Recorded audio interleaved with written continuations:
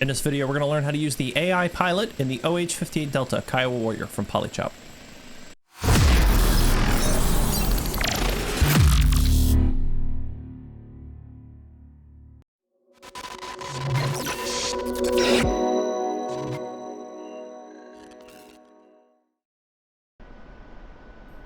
The footage used in this video is pre-release software and is intended for promotion and training purposes. Its visual and audio qualities may not represent the final product.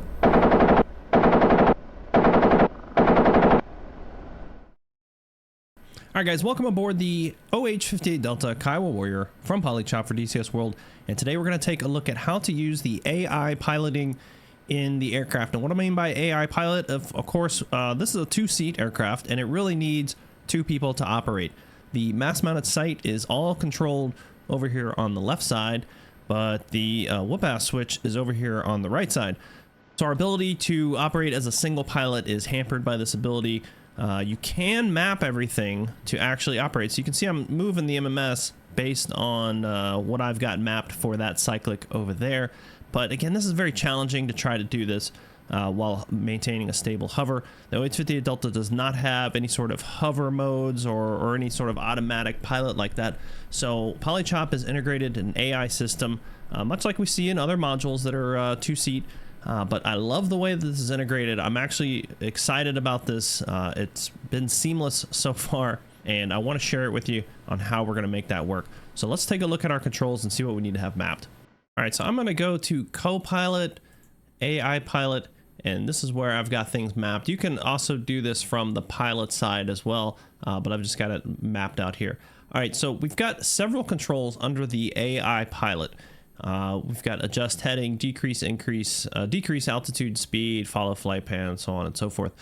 I'm going to highlight the things that I have personally mapped, and you can take a look at these other things when you get your hands on the module and see if it's something that you want to have mapped.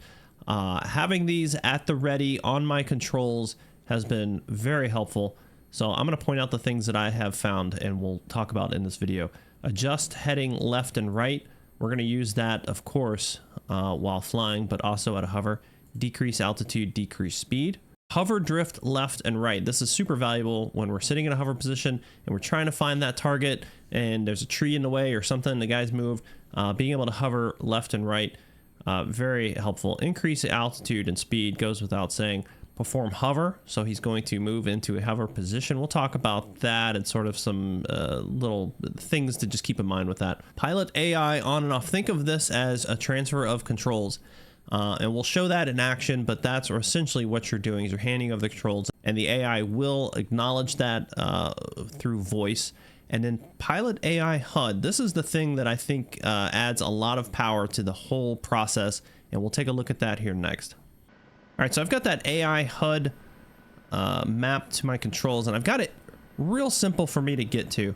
And I'm just going to hit that button, and here we can see this is the HUD that shows up. Now, obviously, in the real aircraft, we didn't have anything like this, so this is just sort of a representation, but it's telling you a lot of stuff. So right now, the ground speed is 0, and it's set for 0. That's what that red indicator is letting you know. That's what it wants to be. That's what it's seeking. Okay. We can see that this representation of the aircraft itself and which way it's heading matches up with our heading tape. AI task is off. We've not told it to do anything. And then you can see what sort of flight parameters it wants to fly. So what I'm going to do is transfer the controls to the autopilot. On the go. And he has picked it up to a hover because essentially that's what he's programmed to do when he takes over, instead of just being on the ground, because you could just kind of sit there yourself. All right, so we're in a hover, and we talked about being able to drift left and right at a hover. So I'm just going to use my drift, and you can see that little red arrow is moving off to the left. So I'm telling him how fast I want him to drift. Notice it keeps going, right? So that's not a drift 10 feet type thing. It's a rate. It's a speed. Okay, I better make sure there's no trees over there. All right, and so then I can just bring it back to center when I'm done, or I could just hit the hover button and it'll snap it back to center. So I'll just show that again. I'm gonna drift off to the right, hit the hover button, comes back to center. So that makes sense. All right, next we'll talk about the altitude.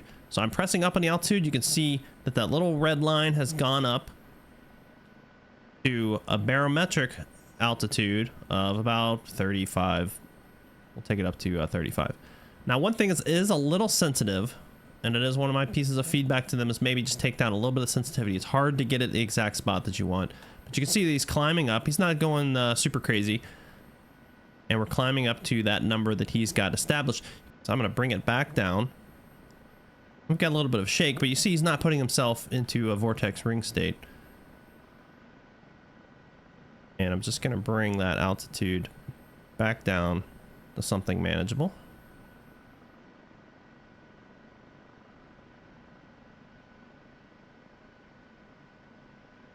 All right, if he gets to the altitude that I want, I can just make some adjustments and get him to stop.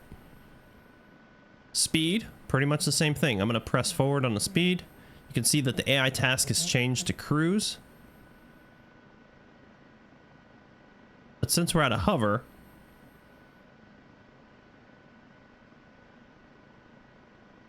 and so he's transitioned out of a hover and he's picked up that speed that I want. Once again, if I want to just stop where I'm at, I can hit that hover button and he'll stay right there. All right, so I'm going to now drift backwards a little bit, and it's the same concept. He's going to continue to go backwards until I stop him, either by changing the speed or hitting the hover button.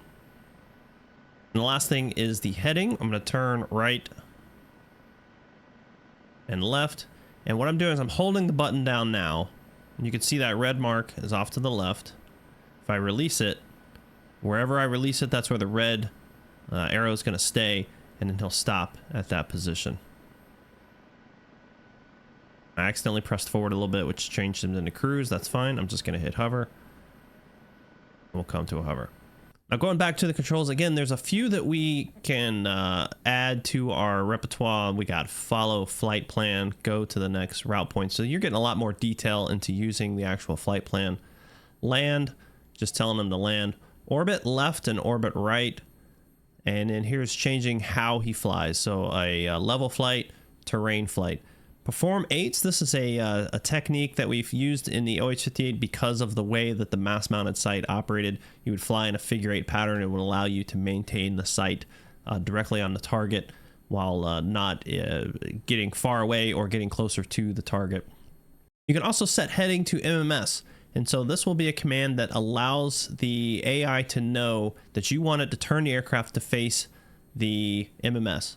So that's important when you're sitting in a battle position. You found targets that's off 30, 40 degrees to the left. You can't shoot a Hellfire. You're not in constraints. So you can hit that button and it will bring the aircraft around. So again, you can do that manually with the heading, but you could also just have that set as an automatic.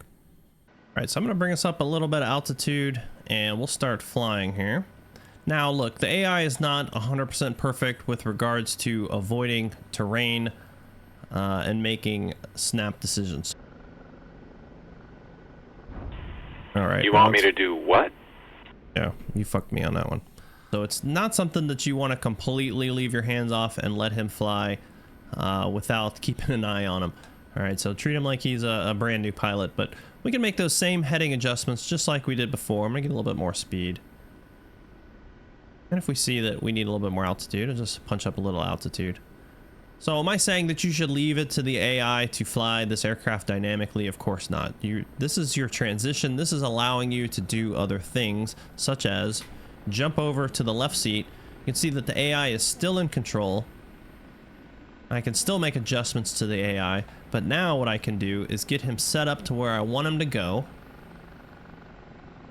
And I can come in here and start doing all the things I need to do on the site, whether it's finding targets, whether it's engaging something, whether it's just messing with the radios, whatever I need to do, the AI is in control. And I don't have to have this heads-up display. This is just something there to help you understand what he's doing. But right now, if I'm happy with the altitude, the airspeed, everything is good, I can just flick that off. Nothing's changed. I can still make corrections. I can still say come left. We're gonna head to that hill. And I just need to pay a little bit more attention to what he's doing because I don't have that heads-up display to tell me. And then we can just make adjustments from there. All right, let's see if I can pick up a stable hover. So I've hit the hover button and he's going to slow down and pick up that stable hover, bring up the button to let us know what he's doing. Now, if we want to take control from him, that's easy to do. We're basically just transferring the controls, but we just need to be prepared for that. So if we're in a hover, we need to be in a position where our controls are ready to take control. Now, in real life, obviously the stick would be in the exact same place. You can see the sticks are moving together. It'd be very easy for me to just kind of take that position from him. By hitting Control Enter, we can bring up our little control indicator there. You can see it.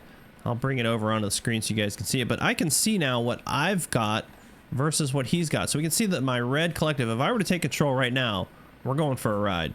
All right, so I'm going to bring it up to match him, and I'm going to move my cyclic to match him, and my pedals match him. So now I should be able to take control without too big of a problem. I'm going to use that pilot AI on off, which is essentially a transfer of controls, and I'm sure it's going to be a little wobbly. Roger, you have the controls. As you can see, it wasn't really a whoa boy. Okay, I've still got control of the aircraft. Not perfectly seamless, but we didn't go for a crazy ride, and that's what's important. So I'm going to turn off the AI HUD. We'll just fly forward a little bit. And this is how I recommend that you use this, is get your aircraft established the way that you want him to fly it, and then transition. All right, so right now, let's say I wanted to go at this speed, at this altitude. I transition to the AI. I've got my hands completely off the controls right now, and that's how seamlessly it transitions to what you're trying to do.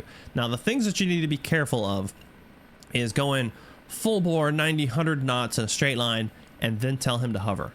Okay, because he will climb 500 feet in the air because he's going to turn that airspeed into altitude as he tries to slow down and establish a hover. It's not smart enough or developed enough to understand that I want to maintain this particular altitude, slow down, and then come to a hover. And it's kind of a ridiculous command anyway if you're going that fast. So just something to keep in mind. But in general, as long as you have your hands roughly where the controls should be. Okay, you have the controls. You can make that transition very easily. That's pretty much all there is to it. It's a fairly intuitive, simple system, and again, having this heads-up display is incredibly helpful. I was actually using the AI for days without even knowing that this control existed. People kept talking about the control, and I thought they meant the you know, the normal control input indicator. I had no idea that this existed.